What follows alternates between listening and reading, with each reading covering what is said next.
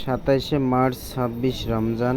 খামারি আমাকে সকালবেলা ফোন দিলে দৌড়ে ছুটে যাই তার বাসায় গিয়ে একদম বকনা গরু, প্রথম বাচ্চা প্রসব করাইতে আমার প্রচুর কষ্ট হয়েছিল। বাচ্চাটাও অনেক বড় হয়েছিল, গাভীটারও প্রচুর কষ্ট হয়েছে ইনশাআল্লাহ।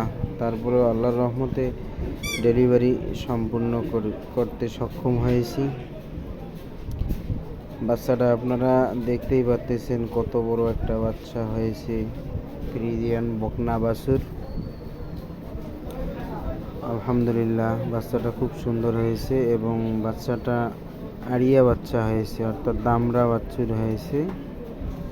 মাশাআল্লাহ, খামারি খুব খুশি।